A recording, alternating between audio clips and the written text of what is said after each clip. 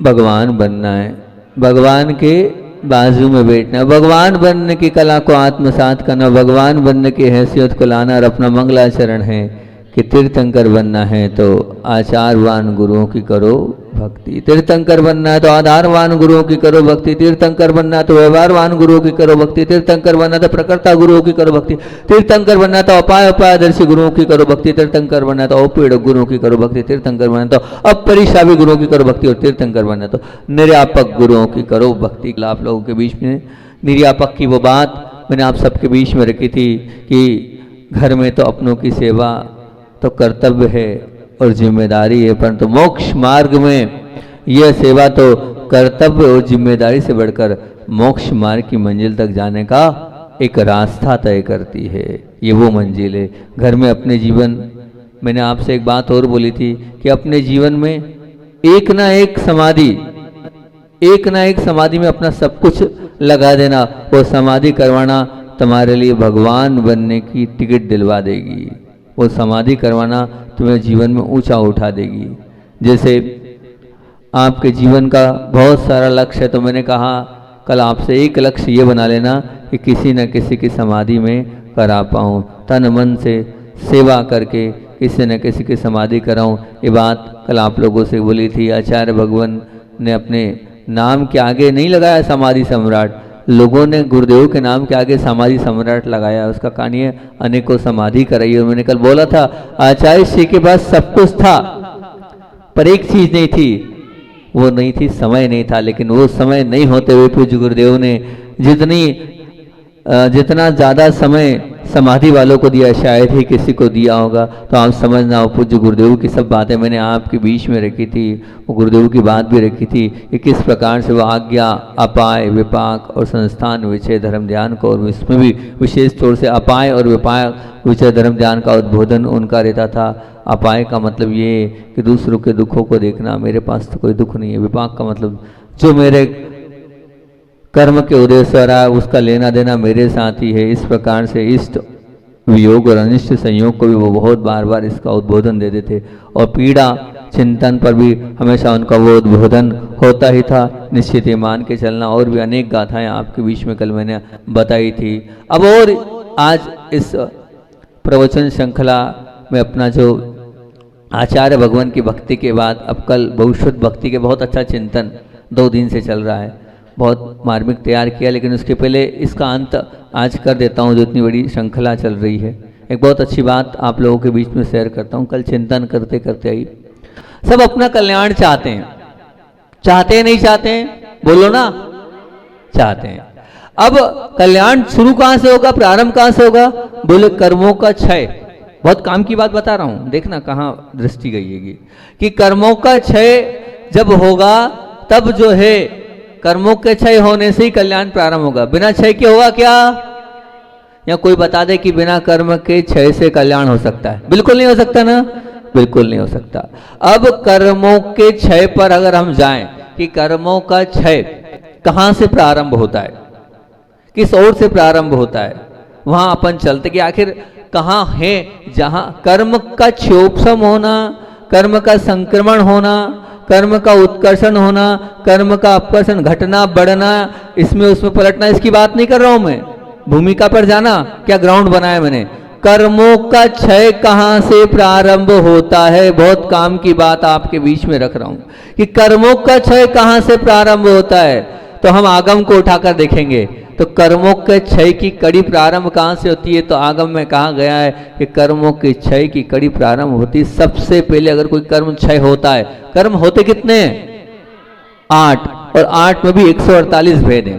बोले कर्म के क्षय की शुरुआत होती है दर्शन मोहनी कर्म के क्षय से। देखना क्या बता रहा हूं मैं आपको, दर्शन मोहनी कर्म का क्षय सबसे पहले होगा। अगर कोई कर्म का क्षय होगा तो दर्शन मोहनी कर्म। आखिर कहां पर दर्शन मोहनी कर्म का क्षय होगा? तो आचार्य भगवान बड़े उससे उद्घोष करते हैं कि अरे भैया, अगर दर्शन मोहनी कर्म का क्षय करना है तो क्षय करने के लिए क्या करना होगा? बोले क्षय करने के लिए केवली और शुद्ध केवली के पादमूल में बैठकर होगा। अगर क्षय का प्रारंभ होगा, क्षायिक सम्यक की पहले प्राप्ति होती है, और क्षायिक सम्यक के लिए केवली अर्थात शुद्ध केवली के पाद मूल में जाना होगा, वहीं से कर्मों के क्षय की दुकानदारी चालू होगी, उसके पहले नहीं होगी। घर में बैठकर कर्मों की क्षय की यात्रा प्रारंभ नहीं होने वाली, पूजन भक्ति करने से भी प्रारंभ नहीं होने वाली। सम्यक दर्शन होना अलग बात है, सम्यक दर्शन की प्राप्ति हो सकती है भगवान की भक्ति से। क्या बोल रहा हूं, ध्यान से सुनना। अभिदान कर लिया, सम्यक दर्शन हो सकता है, लेकिन कर्मों के क्षय के लिए जाना पड़ेगा किसके पास? पाद मूल में। मतलब जो है कर्म की क्षय की यात्रा चरणों में जाने से होगी, और वो भी गुरुओं के और प्रभु के साक्षात जो गुरु हैं, उत्कृष्ट गुरु हैं। गुरु भी कौन? वो उत्कृष्ट गुरु। वैसे उत्कृष्ट गुरु जिन्होंने केवल पद को प्राप्त कर लिया, उनके चरणों में जाओगे तब कर्मों के क्षय की यात्रा प्रारंभ होगी। उसके पहले आपके कर्म क्षय नहीं हो सकते हैं। मतलब घर में भगवान का नाम ले लो, भक्ति कर लो, हो जाएगा, लेकिन नहीं, भक्ति बड़ी हल्की होगी। वो पाद मूल में बैठ के ही आपको सब कुछ करना पड़ेगा। बहुत गहरी बात है। पाद मूल का असर क्या कहलाता है? पाद मूल। पाद मूल में कल वो बिलासपुर वाले आए थे, बोले महाराज जी वही द्रव्य संग्रह है, लेकिन आप वो द्रव्य संग्रह पढ़ा रहे हो तो कुछ अलग ही आ रहा है समझ में कि इतना सारा विषय और इस प्रकार की बातें भी उसमें हैंगी। तो ये कहलाता है पाद मूल। जब गुरुओं के पाद मूल मिलते हैं और गुरुमुख से मिलता है तो उसका एक अलग ही महत्व होता है। तो आप समझना, घर में बैठकर हम भगवान की भक्ति जरूर कर लेंगे, लेकिन कर्मों के क्षय की यात्रा अगर प्रारंभ होगी तो पाद मूल में आना पड़ेगा, और भी उत्कृष्ट गुरुओं के पाद मूल में आना पड़ेगा, तब कहीं जाके क्षय आपका कर्मों का प्रारंभ होता चले जाएगा। जैन दर्शन में आराध्य का क्या महत्व है, इस पाद मूल से समझ में आ जाता है। बिल्कुल इस पाद मूल वाले शब्द में, मतलब ये मैं मन से नहीं बोल रहा हूं, आगम में आया है कि आपको अगर कर्म क्षय करना है तो सबसे पहले दर्शन मोहिनी का क्षय करो। और क्षय कहां से होगा? तो पाद मूल में बैठ कर होगा। चरण पाद मूल शब्द क्या बोल रहा है? चरणों में बैठना पड़ेगा। मतलब उनके चरणों में बैठने से ही उसकी यात्रा प्रारंभ होगी, उसके बिना नहीं होगी। तो जो जो गुरुओं की चरणों में बैठता है, ये ध्यान के रखना कि उसकी यात्रा वो प्रारंभ होती चली जा रही है। ये आराध्य आराधक के संबंध में जब हम समझेंगे तो हमारे जीवन की धारा निर्मल हो जाएगी, हमारी पवित्रता बनती चली जाएगी। इसलिए उस आराधक और आराध्य भाव को समझो। भगवान आराध्य हैं, हम आराधक हैं। हम अपने ध्यान रखना, और बोलूं तो हमें उनके संपर्क में जाना होगा, हमें उनके संपर्क में जाना होगा, या उनकी, मैं कह रहा हूँ आप बोलो हमारा तो बहुत अच्छा संपर्क है, पर संपर्क ही नहीं, अगर आप भगवान के संपर्क में हैं या गुरु के संपर्क में हैं तो आपका कल्याण 3 काल में नहीं होने वाला। कैसी बात कर दी महाराज, बिल्कुल खुला बोल रहा हूँ। संपर्क में जाने से कल्याण नहीं होने वाला, शरण में जाना होगा तब कल्याण होगा। संपर्क से कल्याण नहीं होगा, शरण में आपको जाना होगा तभी आपका कल्याण होगा। संपर्क और शरण एक नहीं है। संपर्क और शरण एक नहीं है। संपर्क में और शरण में बहुत अंतर है। और वो बहुत अंतर क्या है बताऊं? क्या अंतर है? तेल और पानी का संपर्क होता है। तेल और पानी का संपर्क होता है, साथ रहकर भी वो अलग अलग होते हैं। कभी तेल पानी में नहीं मिलता है और कभी पानी तेल में नहीं मिलता है। देख लेना प्रैक्टिकल करके आप। तो जो संपर्क वाला मामला है वो है बिल्कुल नहीं है। तेल में पानी डालो और पानी में तेल डालो, दोनों हमेशा अलग अलग रहेंगे। तो आपका हमारे साथ अगर संपर्क है तो अभी आप बहुत दूर हो, तेल पानी की तरह हो। फिर कैसा? दूध में पानी मिल गया, दूध ने पानी को शरण दी, पानी ने दूध को शरण दिया, दोनों ने एक दूसरे को शरण दिया, दोनों मिल गए, एक में एक हो गए। ये कहलाती है शरण। इसको कहते हैं शरण। बस अगर ऐसी शरण आपने प्राप्त कर ली, मैं नहीं हूं, मैं तो गुरु का हूं, गुरु के लिए हूं, गुरु के लिए सब कुछ समर्पित, वो कहलाता है। तुम भगवान के संपर्क में, गुरु के संपर्क में, धर्म के संपर्क में हो, ये मूल्यवान नहीं है, बिल्कुल मूल्यवान नहीं है, ध्यान रखना। फिर तुम देव, धर्म और गुरु की शरण में हो तो आप मूल्यवान हो, नहीं तो नहीं हो। विचार करना इस बात पर कि आप शरण में हो कि संपर्क में हो। शरण में रहोगे तो तुम्हारा जीवन मूल्यवान है, शरणागत होते ही मूल्यवान हो जाओगे, नहीं तो फिर कोई मतलब नहीं रहेगा तुम्हारे उस जीवन का। हमने बहुत गुरुओं को माना तो है, जाना तो है, मानना और जानना अलग है, लेकिन शरण को प्राप्त करना बहुत अनोखी बात है, बहुत अलबेली बात है। आप शरण को प्राप्त करो। मैं मानता हूं कि महामंत्रों में महामंत्र नमोकार मंत्र है, उससे कोई पावरफुल मंत्र नहीं है। लेकिन उसके बाद भी जब मेरे पास बहुत सारे लोग आते हैं और सबको ऐसा लगता है कुछ महाराज के पास है, वो आशीर्वाद दे देते हैं, वो बता देते हैं तो हमारी घर की ये समस्या, व्यापार ऐसा हो जाएगा, वो ये हो जाएगा। तो पता है नमोकार मंत्र के बाद अगर किसी मंत्र पर मुझे विश्वास है, श्रद्धा है और आस्था है और अंदर से मेरा समर्पण है, तो मैं बचपन से जब मुझे रटाया गया मंत्र है वो इसी मंत्र को बताता हूँ। भगवान के पास खड़े हो जाना और बड़े भक्ति भाव से उसको, भक्ति भाव शब्द मेरा एक ही होता है, भले ही एक बार पढ़ना लेकिन भक्ति भाव से पढ़ना। वो जो शब्द हैं वो अंदर उतर जाए। वो शब्द क्या है जो हम बचपन से पढ़ते आए हैं? क्या है? चत्तारि मंगलम अरिहंता मंगलम सिद्धा मंगलम साहू मंगलम केवली प्रणतो धम्मो मंगलम। चत्तारि लोगोत्मा अरिहंता लोगोत्मा सिद्धा लोगोत्मा साहू लोगोत्मा केवली प्रणतो। अब क्या बोल रहे हैं? चत्तारि शरणम अर्हंते शरणम पवज्जामि, सिद्धे शरणम पवज्जामि, साहू शरणम पवज्जामि और केवली प्रणतम धम्मम शरणम पवज्जामि। बस ये भाव अगर आपके आ गए, ये आना चाहिए।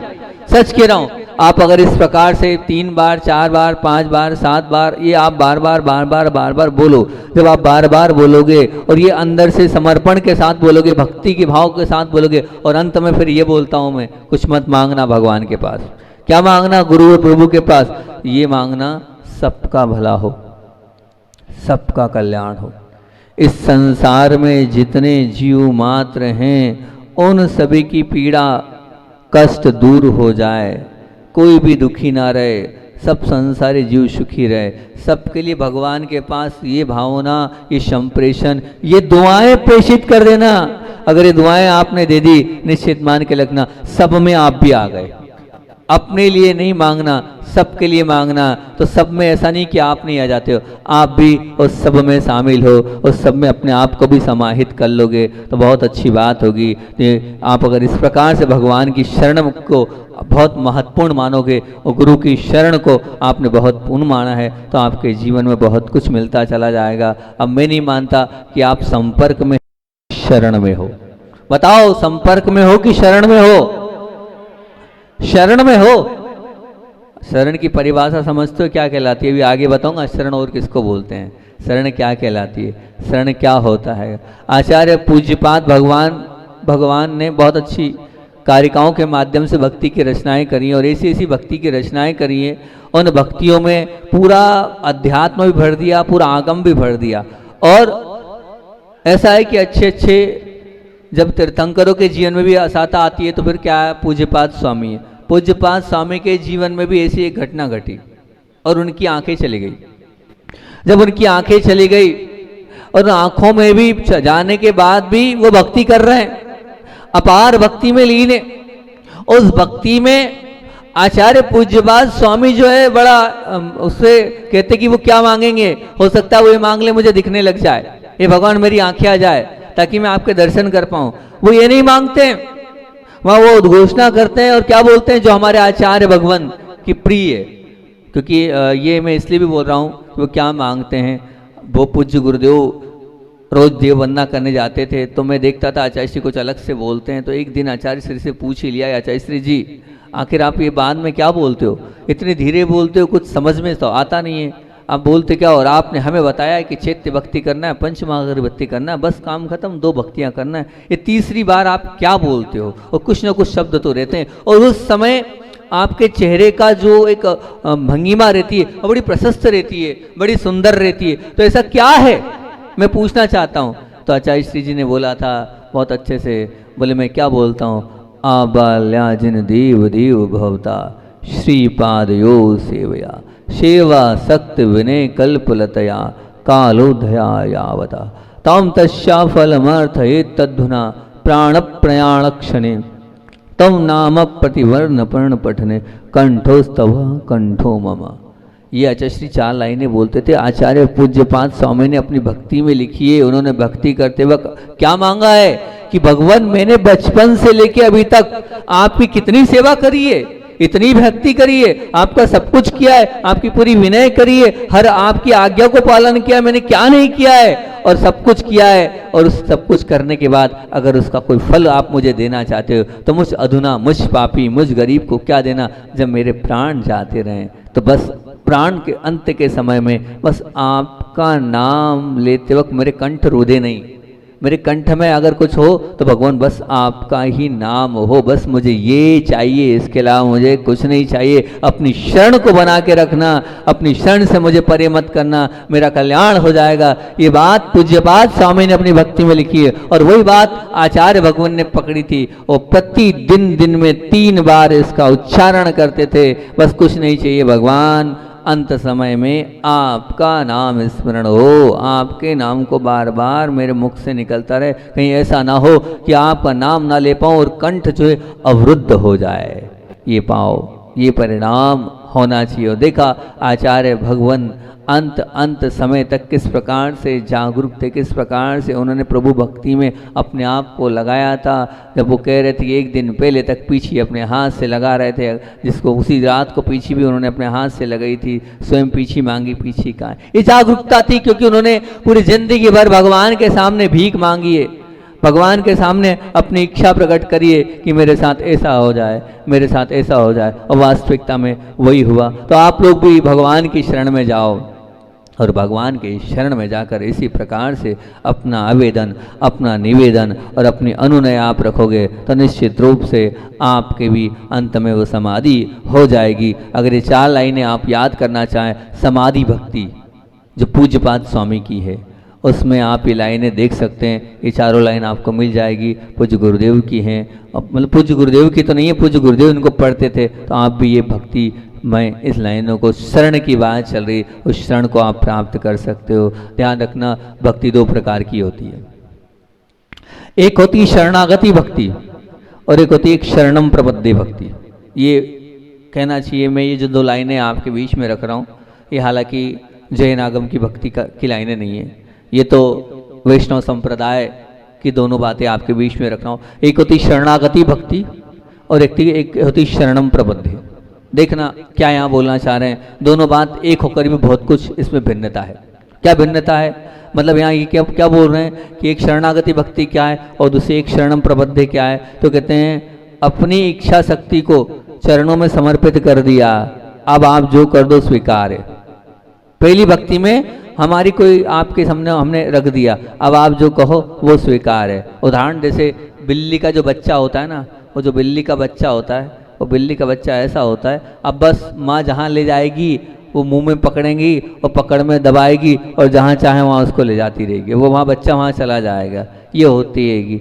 और अब ये भक्ति से भी पावरफुल अगर भक्ति है तो वो कौन सी है, वो एक शरणम प्रपद्ये। एक शरणम प्रपद्ये का मतलब क्या होता है, वहाँ जहाँ तुम चलोगे वहाँ हम चलेंगे, जहाँ तुम चलोगे वहाँ हम चलेंगे। मतलब पहले में जहाँ ले चलोगे वहीं चला आऊँगा, वहाँ आप जहाँ ले चलोगे मैं वहाँ चलूँगा, पहले में ये वहाँ आऊँगा मैं। और दूसरे में क्या है, जहाँ आप रहोगे मैं तो वहाँ चला आऊँगा, आपको ले चलना नहीं पड़ेगा, मैं वहाँ चला आऊँगा। प्रपद्ये, एक शरणम प्रपद्ये, मतलब जहाँ आप चलोगे मैं वहाँ चला आऊँगा, आपको लाने की जरूरत नहीं है, आपको बुलाने की ज़रूरत नहीं, आप जहाँ रहोगे वहाँ आ जाऊँगा। अच्छा, इसलिए जहाँ रहते थे वहाँ लोग अपने आप आते थे, अपने आप जो पीछे घूमते थे, अपने आप पीछे चलने लगते थे। ये कहलाती एक शरणम प्रपद्ये। आचार्य भगवान ने अपने जीवन में कभी किसी को नहीं बुलाया, कभी किसी को भी नहीं बुलाया है, लेकिन फिर भी दुनिया उनके चरणों के लिए आतुर थी, व्याकुल थी और भागती चले जाती थी। ये कहलाता है समर्पण। जैसे कहते हैं, अगर इसका उदाहरण आपको लें तो इसका उदाहरण ये है कि आपने बंदर को देखा, बंदरिया को भी देखा, और बंदरिया का जो बच्चा होता है, वो बच्चा क्या होता है, बच्चा वो होता है जो बिल्कुल माँ से चिपक जाता है। माँ अगर मान लो इस पेड़ से उस पेड़ पर कूदती है तो वो बच्चा चिपका रहता है, बिल्कुल एकदम छोड़ता नहीं है, इस प्रकार से बिल्कुल बंध के रखता है उस माँ के साथ। ये कहलाता है। बिल्ली पकड़ती है तो जाता है, लेकिन यह बच्चा पकड़ता है, बंदरिया पकड़ती नहीं है, बहुत अंतर है। दोनों को देखो आप, इधर बिल्ली का बच्चा बिल्ली ले जा रही है तो बिल्ली का बच्चा जा रहा है, और इधर बंदर का बच्चा जो है, जो बंदरिया का बालक है, वो शिशु है, वो बंदरिया नहीं ले जा रही है, बंदरिया ने नहीं पकड़ा हैगा। किसने पकड़ा? उसने पकड़ा है। बहुत अंतर है, बहुत आप गहराई से देखो तो यहाँ बच्चे ने माँ को पकड़ा है, बंदरिया उस बालक, उस शिशु ने, छोटे से बालक ने अपनी उस माँ को या अपने उस पिता बंदर को पकड़ के रखा है। और वो कहीं भी छलांग जा रहा है, कुछ भी हो जाए मैं आपको नहीं छोड़ूंगी, आपको पकड़ के रखूंगी, मैंने मजबूती से आपको पकड़ के रखा, कहीं भी चलो, कितनी भी दूरी पे चलो, मैंने तो आपको पकड़ लिया है, अब जहाँ ले जाओगे मैं वहाँ चला जा रहा हूँ। बस ऐसे पकड़ना है, ऐसे बंदर की तरह आपने कभी गुरु को पकड़ा, बस इस तरह से जैसे उस छोटा सा वो बंदर का वो बच्चा, बंदरिया का वो जो बच्चा है, शिशु है, उसने पकड़ लिया है, ऐसे आप गुरु को पकड़ लो। ये कहलाती है एक शरणम प्रपत्ति। बोलते रहो ना, हम संपर्क में नहीं है। अभी हाल मैंने पूछा तो बड़े ही उससे बोल दिया हम संपर्क में नहीं है, हम शरण में हैं। नहीं, बिल्कुल नहीं। अभी संपर्क और शरण को समझने का प्रयास करना बहुत ऊंची चीज है। संपर्क और शरण में आना बहुत बड़ी बात होती है। शरण में जब पहुंच जाते हैं तो अपना कुछ नहीं रहता है, जो गुरुजी कहेंगे हम वो मानेंगे। और बात में अपनी शरण, थोड़ी थोड़ी चीज को लेकर अपनी शरण को बदलते नहीं है। मेरे अनुकूल नहीं हुआ तो वो गुरु अच्छे नहीं लग रहे हैं, मेरी बात नहीं सुनी तो वो हम ऊपर नीचे हो गए। ये शरण जहाँ होती है वहाँ अपना थोड़ी कुछ होता है, अपनी अपेक्षाओं को विराम दे दी जाती है, अपनी इच्छाओं को विराम दे दिया जाता है। वहाँ तो बस वो जैसा कहेंगे वैसा मेरा जीवन बन जाएगा, वो कहलाती है शरण। आप शरणों को समझो, छोटी मोटी बात नहीं है ये शरण, बहुत ऊंची बात है ये शरण। शरण से तात्पर्य ये होता है पूर्णतः समर्पण, पूर्णतः अपने आप को समाहित कर देना, वो कहलाती है शरण। मैं तो कहता हूं गुरु दर्शन को जाना बंद कर दो। क्या बोल रहा हूं? गुरु दर्शन को जाना बंद कर दो, दर्शनार्थी बनकर मत जाओ। क्या बोल रहे हो महाराज जी, उल्टी उल्टी बात काय कर रहे हो? ऐसा क्या होगा आपको? बिल्कुल सही कह रहा हूं, दर्शनार्थी बनकर मत जाओ। बहुत बन गए दर्शनार्थी, आप शरणार्थी बनकर जाओ, कल्याण हो जाएगा, बेड़ा पार हो जाएगा। शरणार्थी बनकर जाओगे तो बेड़ा पार हो जाएगा, और दर्शनार्थी बन के जाओगे तो वहीं धक्का मुक्का खाओगे, बस दर्शन करके आ जाओगे और बाहर हो जाओगे। नहीं, दर्शन तो बहुत कर लिया आपने आपके जीवन में। चलो कोई बात नहीं, ठीक है, मैंने मान लिया। आप बोल रहे महाराज जी अभी तो बहुत बड़ी उम्र है, अभी तो छोटे छोटे बच्चे हैं, हम कहाँ से प्रतिमा लें? आप ये एक्सक्यूज़ दे सकते हो, अभी तो 5, 7, 8, 9, 10, 11 साल का हमारा बालक है, कहाँ से हम प्रतिमा ले लें? तो बहुत बड़ा हमें जीवन देखना है, सब कुछ करना है, और सब बातें बहुत अच्छी है। कुछ ये कहेंगे कि हमें शादी भी करना है, ये भी करना है। मत, कोई बात नहीं, मत लो आप प्रतिमा, ठीक है, मैंने आपको पूरी छूट दी। लेकिन मैं आपसे पूछना चाहता हूँ, अगर शरण ली तो चातुर्मास में आपने क्या पाया? पहले ये कहते चतुर्मास मत बोलो, चतुर्मास मत बोलो। अब तो चतुर्मास नहीं, अब तो 6 मास हो जाएंगे, ठीक है? अब तो आपका पुण्य है कि 6 मास हो जाएंगे। अब आपने क्या पाया? मैं आपसे पूछ रहा हूं, अपने आप को झांक कर देखना, अपने आप को देखना। 1 तारीख का प्रवचन बड़ा ही मार्मिक पिछली बार भी हुआ था, उसी को मैं करूंगा रिपीट। बहुत शानदार तैयार किया था पिछली बार, एलोरा में किया था, उसमें आपको झजोर दूंगा मैं। इनका रखना है, रख लो। 1 तारीख को बहुत सुंदर आपने प्रोग्राम रखा ही हैगा, इतने बड़े गायक कलाकार पार्टी को आपने बुलाया हैगा, रात में भी होगा, दिन में भी होगा, उसमें आपको झंझोर दूंगा। एक साल के लिए पूरा आपको खगोल दूंगा मैं उस प्रवचन के माध्यम से। पर अभी तो 6 महीने की बात कर रहा हूं मैं आपसे कि 6 महीने में आपने क्या पाया। मत लो प्रतिमा, मत करो अपना कल्याण, कोई बात नहीं, पर उसके अलावा थोड़ा बहुत आप क्या आपके जीवन में परिवर्तन आया, वो परिवर्तन तो बता देना कि महाराज जी ये मेरे जीवन में परिवर्तन आया है, आपसे कुछ तो लिया है मैंने। क्या आपने लिया हमसे, क्या आपने प्राप्त किया, ये बार बार आपसे मेरा प्रश्न है। अगर शरण स्वीकार करिए, उस शरण को आपने किस प्रकार से एक्सेप्ट किया, किस प्रकार से स्वीकार आपने किया है, ये मान के चलना। तो आप ये मान के चलना, आज का जो मेरा प्रवचन था, पाद मूल का अर्थ समझ जाना। कर्मों का क्षय पाद मूल से प्रारंभ होता है, बिना पाद मूल के कर्मों का क्षय ना हुआ है और ना होने वाला है। आज का महत्वपूर्ण बिंदु ये था। दूसरा, संपर्क में नहीं आना है, शरण में आना है। तो अपना कल्याण हो जाएगा। और चत्तारी शरणम को ध्यान रखना, ये बचपन से मंत्र सीखा है, ये मंत्र हमारे जीवन में घटना चाहिए, ये मंत्र हमारे जीवन में आना चाहिए। और चौथी बात, आबाल्या जिन देव देव भवता, भगवान आपके चरणों में आया हूँ, नई संस्कृत बन रही कोई बात नहीं, आप तो ये भावना मीठी मनोहार भगवान के चरणों में कर देना, भगवान आप जितनी मैंने भक्ति करी है, जितनी सेवा करी है, जो दान किया, जो पुण्य किया है, उसका फल मिल जाए, अंत समय में आपके नामों का उच्चारण मेरे मुख से निकले, ये वाली बात आप कर देना। और फिर उसके बाद अब मैं कभी मत बोलना मैं दर्शन करने जा रहा हूँ, अब क्या बोलना, मैं गुरु की शरण में जा रहा हूँ। बताओ दोनों शब्द हैं, आनंद किस में आ रहा है, अच्छा किस में लग रहा है? दर्शन करने जाने में कि मैं शरण गुरु की शरण में जा रहा हूँ, उसमें किस में आनंद आ रहा है? बस तो अब बस यही बोलना, मैं गुरु की शरण में जा रहा हूँ। घर से भी निकलो तो यही बोल के जाना, मैं गुरु शरण में जा रहा हूँ, यही बोलना, मैं गुरु शरण में जा रहा हूँ, मैं प्रभु शरण में जा रहा हूँ। निश्चित आपका वो जीवन बदल जाएगा। आचार्य भगवान का समय अपना हो गया। आचार्य भगवान की बात आपको बोल दूँ, कल का वापस से रिपीट कर रहा हूँ मैं अपना संस्मरण, क्योंकि कल जो है बहुत जल्दीबाजी रहती है, समय उधर घड़ी दिखती रहती है, तो कल मैं बता नहीं पाया। रवि भाई ने बोला कल मैंने आपको जो संस्मरण दिया था आचार्य भगवान का, उसमें मैंने कुछ आपको ये बताया था कि आचार्य श्री जी ने अपनी वेदना को किस प्रकार से ठीक किया, और ठीक करने में 2-3 चीज़ें बताई थी, उसको फिर से क्लियर करता हूँ कि जो कांकड़े की खल्ली होती है, कांकड़े की खल्ली होती है, कपास की जो खल्ली होती है, उस खल्ली को जलाना है, और जलाने के बाद उसका धुआं लेना है। क्या लेना है? धुआं।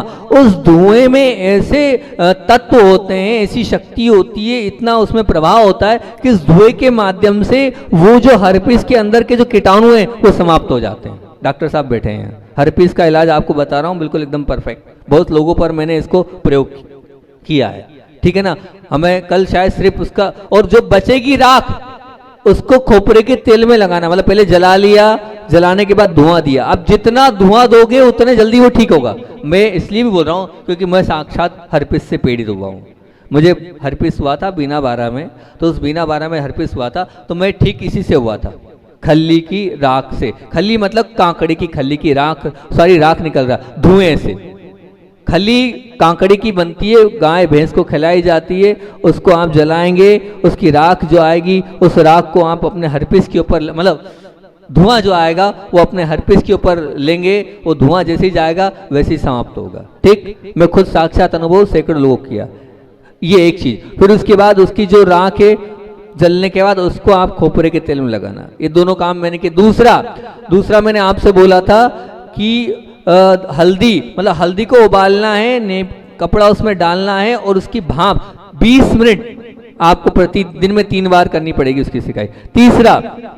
तीसरा चंदन डायरेक्ट 3 काल में मत लगाना, नहीं तो गड़बड़ हो जाएगी। कल मेरे से बोला आपने चंदन, बोला नहीं बिल्कुल मत लगाना, हानि हो जाएगी शरीर पर। फिर घी के साथ, कैसा तरीका, 2, 3, 4 चम्मच घी लेना, उसमें थोड़ा जो है चंदन की आप 1-2 बूंद डालना, ज़्यादा नहीं, 2-3, बहुत हैवी होता है ओरिजिनल चंदन, ध्यान रखना, वो डालना। और उसको डालने के बाद फिर उसकी जो है बार बार उसकी हल्की हल्की हाथ से मालिश करना। तो इस प्रकार से करना। कल जल्दबाजी में अगर हमसे गलत हो गया हो तो हम क्षमा चाहते हैं। अब आगे 3 तारीख को क्या हुआ उसकी बात अपन कल करेंगे। बोले आचार्य विद्यासागर जी महामुनि राज की जय।